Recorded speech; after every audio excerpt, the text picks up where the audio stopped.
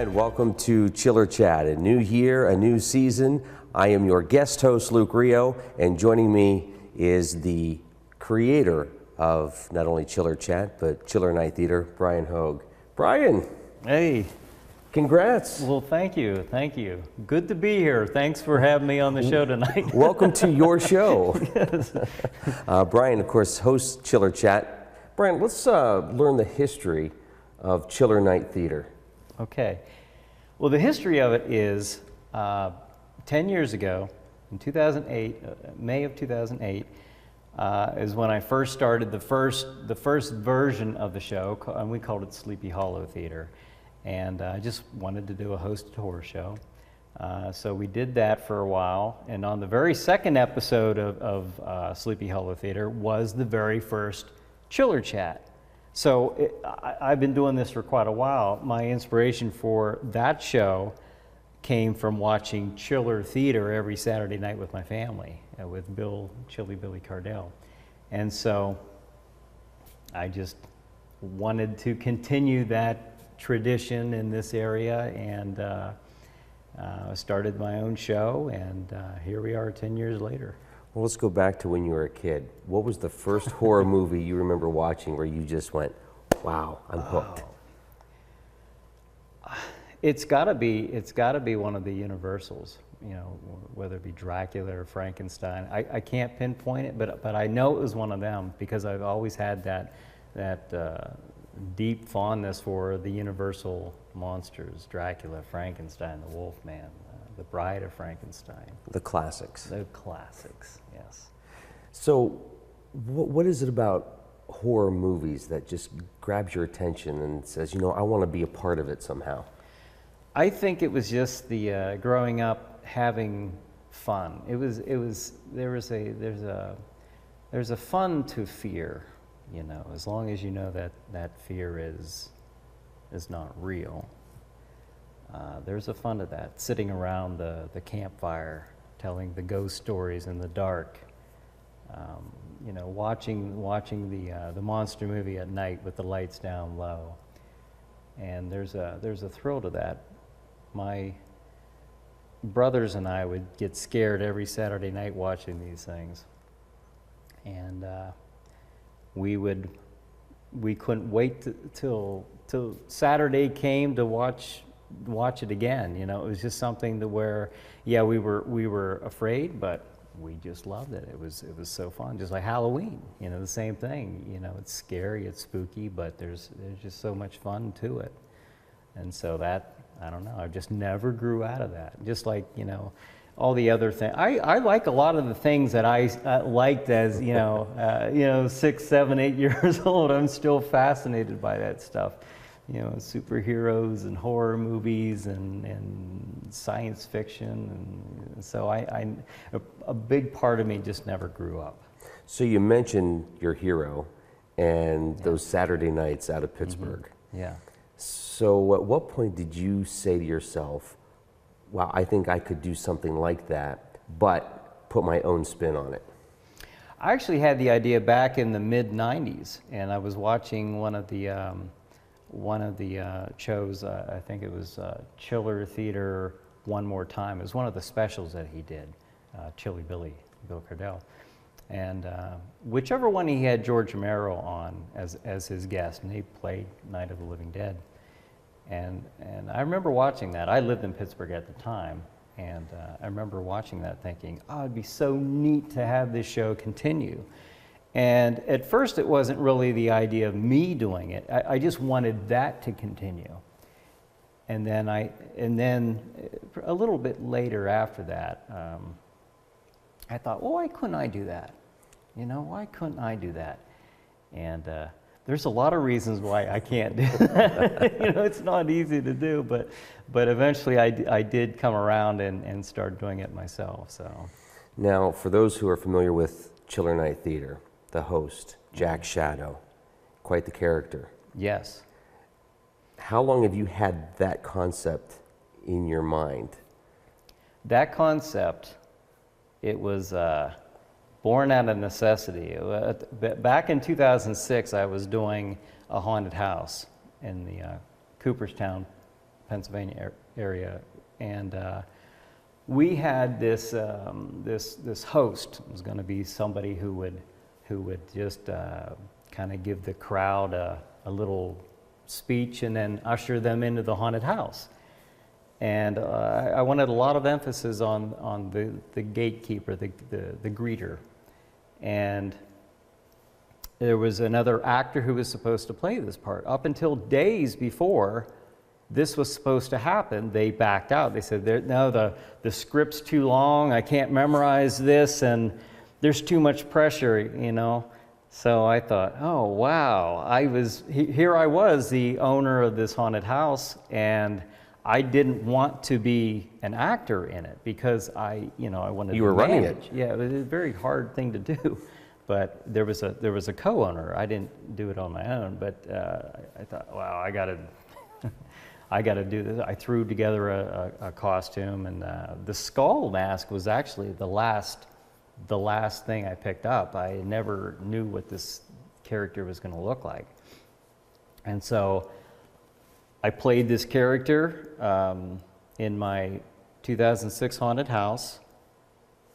2007 haunted house came. I was still that character because it was just a lot of positive feedback. You know, people really enjoyed the character. I put a lot of theatrics into that character, and at that same time, 2007, I proposed an idea for the local TV station to do the hosted horror show, and they said, yeah, and I said, well, after I get done with this haunted house, I'd like to talk to you more about that. And then that's when it wasn't even going to be Jack Shadow as the host. It was going to be somebody else. And then they said, hey, would you consider Jack Shadow as the host?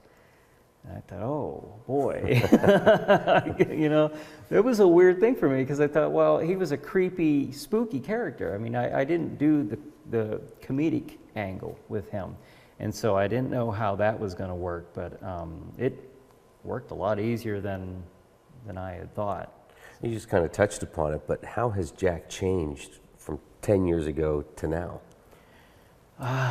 Well, one of the biggest changes is the mask, because at first it was a store-bought mask and glued onto my face, and then over time I sculpted and made my own mask. I went to school at the Art Institute of Pittsburgh. I lived in Pittsburgh for quite some time, and while I was down there, I learned how to do that. And so I always wanted it to be a custom-made mask for that part. So I thought, well, if I continue to do this show, I want my own look for the face, which I did. So it almost has a Halloween type story where they take the William Shatner mask and kind of Yeah. change it a little bit. Right. You started out with the store-bought, but then over time you said, I want this to be my character. I want this to have the features that will make him unique. I wanted that because I got more and more protective of the character, and I saw, you know, like that's mine, you know. And I thought, well, I don't want anyone to just be able to go out and buy that mask. And it turns out nobody could go out and buy that mask because they discontinued it after. But I had bought like a dozen of these things. Oh, wow. I knew I was going to do this character, you know, reoccurringly. So I went out and I bought like a dozen of them. And then after those had, served their purpose, you know, it was about time then to transition to the new one that I have. So the mask changed. What about characteristics? It was,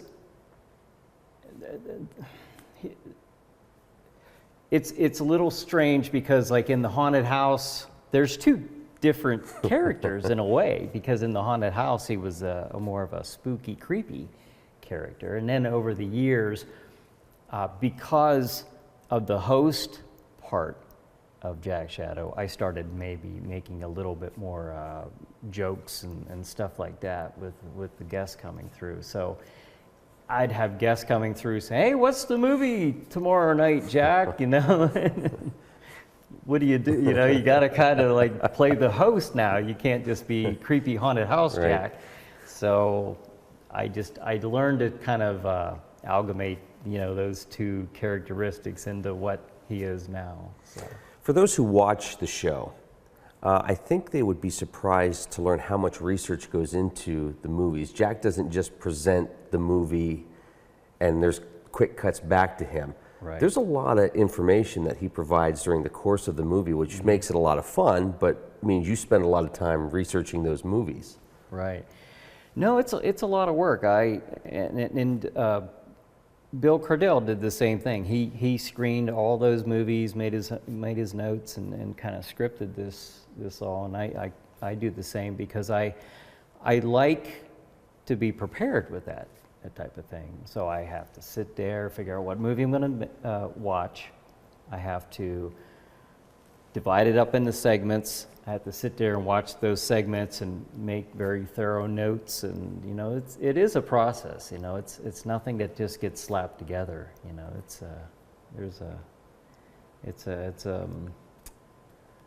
I don't know. There's a lot of work to it. Now, there's a lot of, shall we say, interesting movies. I don't want to say bad horror films, because I think you do a great job at finding the best in those, and I think Jack has fun with those. Yeah. But what's it like for you to do the research and find that movie that maybe somebody hasn't heard of, or maybe somebody hasn't watched in 40 years, to find that gem and to go through it?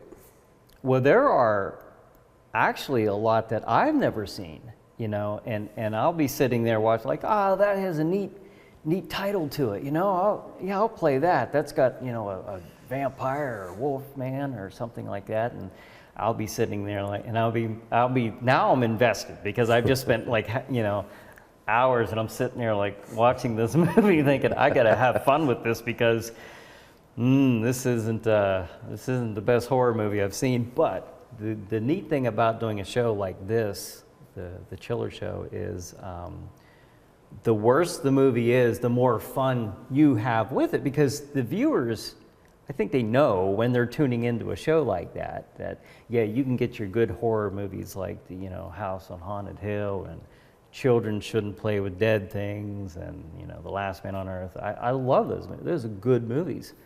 But you're also going to get Ega, the caveman movie that we did not too long ago, and Plan 9 from Outer Space. And I think when the viewers see that we're playing something like that, or Robot Monster, they know it's going to be a fun episode, because you really have no choice. You can only take that and play the serious part of it. So you have to just make fun of it. In fact, when we played Plan 9 from Outer Space one time, I went the opposite route with it. I had Jack Shadow act like he thought that was a masterpiece. Like he lifted that, and nobody was allowed to criticize it, or they get thrown into the dungeon or tortured or whatever. So I have a lot of fun with those as well. So. It has to be interesting. We've talked about this before, where you see the artwork for the movie, and it's beautiful. I mean, there's some really good artists that took some of those movies and made them look really, really good. Yes. And I think that's what Jack does. He makes these movies. He makes it fun. He makes it I think he wants you to go along with him on that journey through that film. Yeah. And you're kind of seeing it through his eyes almost. The hosted horror show, it's an American tradition. It started here in this country back in the mid 50s, maybe 54 or something like that. I don't know exactly, but the idea was to have, they were playing these old movies on the TVs, and they were looking for things to play, and they would have a costumed narrator, okay, who would kind of give an intro and a conclusion, and maybe have fun with the movie along the way. That idea stemmed over into the comics at the time too, like the old EC comics, like Tales from the Crypt. Mm-hmm. You'd get the old, the Gatekeeper character who would do that, and so that's a very important part of that. That host has to make that entertaining, the intro and the conclusion, and jump in a couple times throughout the movie and give some type of commentary, observation, with a normally kind of a humorous spin to it, So yeah, it's a neat thing with Jack Shadow because I couldn't do it like this. I mean, it was just like Bill Cordell. When he did it, he was himself. That was smart because he was a larger-than-life character in Pittsburgh. I couldn't do that because I'm not known, you know, like he was already an icon. I had to put on the face and everything, but that's why I think Jack Shadow works, you know. Do you feel yourself transform when you put on that costume? Yeah, when I first started playing that character in the haunted house, absolutely. In fact, I would have that face on, and I would see the reactions of the people when they came in. Now that part where I just said about the horror host, he gives that intro to the movie. Well, I was doing the same thing for the haunted house. So that character was a storyteller, and when I would do that and the guests would leave, I found myself wanting to stay in character. and it's a weird thing because, you know, here I am, a grown man dressed up, and you want to tell yourself, well, I don't want to take it too seriously. But in a way, you kind of are in a way because it's like you're up on a theater, you know, Chiller Night Theater. You know, you are on stage and you want to bring out the best in that character. So, I mean, I'd like to say, oh, I don't take it all that seriously. But in a way, I kind of do because I want a good quality show. And that I think that's the perfect host for that. You mentioned the show started out known as Sleepy Hollow Theater, and then it's changed to Chiller Night Theater. Yes. Talk about that change. The change was, well, when we did Sleepy Hollow Theater, the name was because we had this haunted attraction on Sleepy Hollow Drive, and we just thought it'd be kind of neat to make everything a Sleepy Hollow theme, you know. Kind of made sense at the time. But then after a while, you know, I was no longer doing that particular haunted house, and kind of severed my ties with that Sleepy Hollow theme. And the more I looked at it, I thought, well, it doesn't make sense to call it that anymore because I'm not over there. And I got this idea that I wanted it to have Chiller in the name because I remember my childhood watching Chiller Theater, and I wanted to have that in the title somehow. Well, I actually talked to somebody and they said, you know, you can't really do that. You're going to get Chiller Theater fans that are going to kind of have a resentment. And there's a truth to that because I thought the same thing. You know, if somebody was on TV with a Chiller Theater, Chiller in the name, and they're doing a hosted horror show, I would be sitting there like, who do they think they are? They're not Bill Cordell, they're not Chilly Billy, you know? And I thought, I'm gonna do this, but I'm only gonna do it if I get Bill Cordell's blessing, his thumbs up. And that's exactly what I did. So what I did was I contacted Bill Cordell a couple years ago, and I met with him. I actually had him on the show as well. And I told him my idea.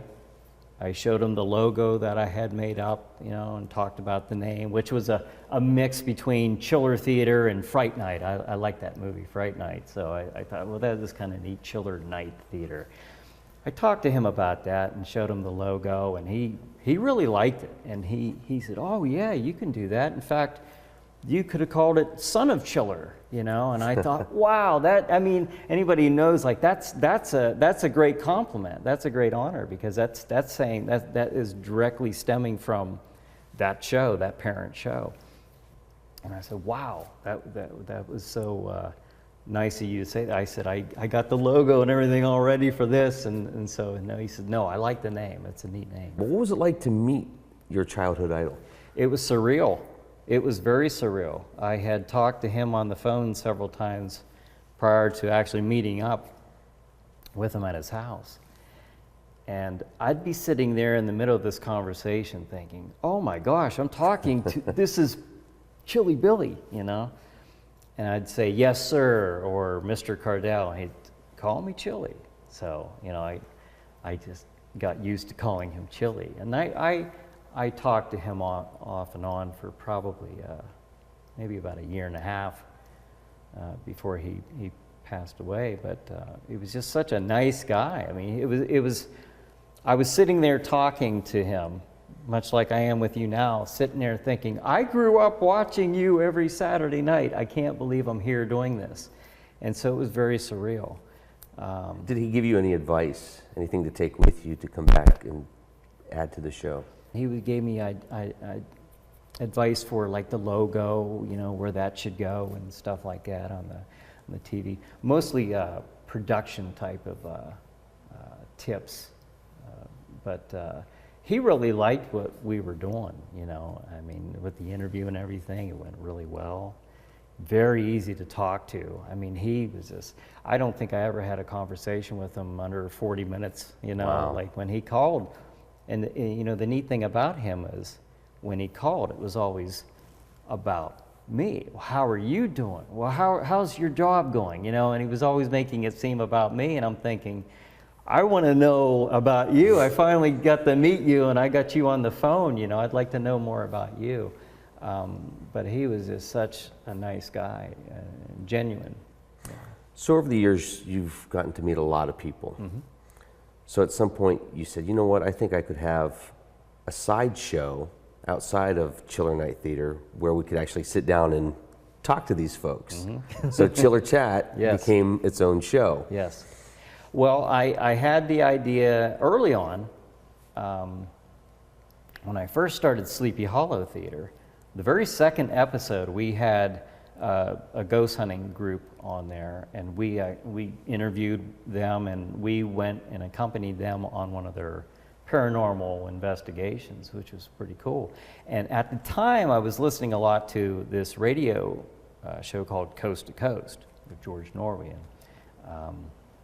I was listening to all this crazy paranormal and, you know, just bizarre topics every night. And Bigfoot, UFOs, and ghosts, and, you know, all everything you can imagine, which you know, highly captivated somebody like me. You know, I couldn't wait till Coast to Coast came on. I thought, well, okay, I'm already doing the hosted horror show. What about adding an interview segment to where I can do stuff like that? And that's what I did. And we talked about like the ghost hunting, or I've had people from Night of the Living Dead on the show. Wow. People who've been on the movies, and just, you know, professional wrestlers, and just anything that kind of tweaks my interest, you get to see. Is there a guest you haven't had on yet that you're hoping to have on the show sometime down the road? That's a good question. I mean, I tell you, one I would have loved to have had is George Romero, and unfortunately that can't be it. But are you amazed? Because I don't know if a lot of people know this. The number of people who've come out of Pittsburgh that are doing some really cool things in Hollywood right now. Yeah. You know, Tom Savini, of course, has always been in the movie making business, and Russ Striner, the guy who played Johnny off of Night of the Living Dead, he heads up a lot of that. He's responsible for helping to get a lot of that production done in Pittsburgh. So, you know, these guys are really, you know, pioneers for Greg Nicotero. There's a really good example. He's doing a few small things right now. Yeah, he has some nothing major. Little show on the side there he works on. But yeah, it's amazing. A lot of talent comes out of Pittsburgh, a lot of it. So, but the guest, like my fantasy guest, I guess, I mean, would be somebody like, well, Greg Nicotero would be somebody I would love to have on the show.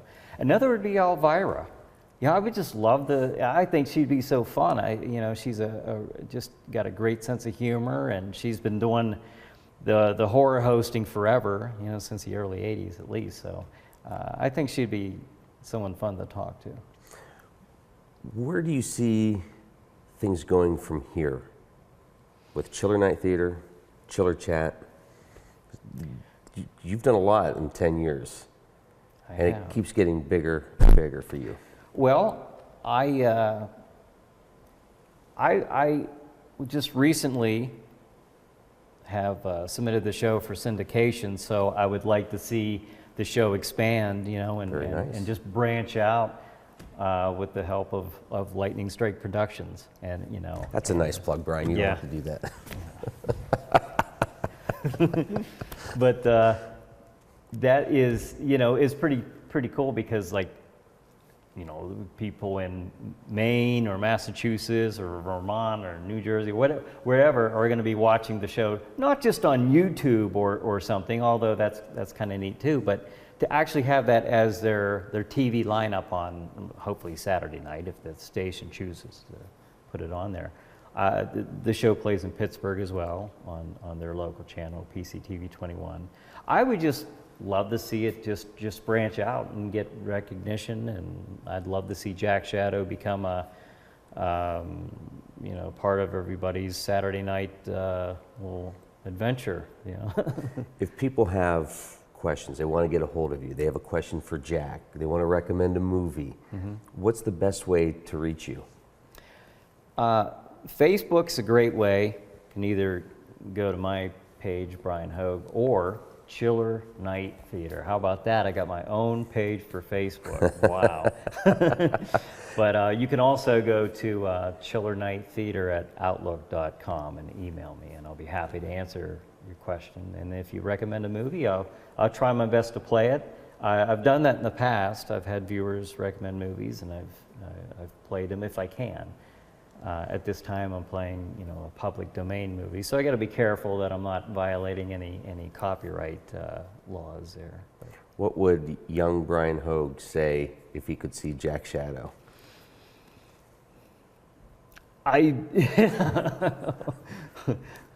Wow, I don't know. I don't know what would. I think he would just say, "Wow, that's cool. That is awesome." Yeah, because, like I said, the idea of Chiller Night Theater was something that I didn't want to just give to the viewers. I wanted to watch it. Like, that's something I want to watch, and young Bryan Hogue would absolutely love to watch that, especially seeing a monstrous host like that. Yeah, I think that'd be fun. Bryan, this has been a lot of fun. I am a huge fan of Chiller Night Theater. I have been for some time. Congratulations on everything. Thank you. And you get to go back to your hosting duties on this show. So thanks for having me join you for Chiller Chat. Well, thank you very much. It's been a pleasure. All right, and thank you for joining us for Chiller Chat. Have a good night.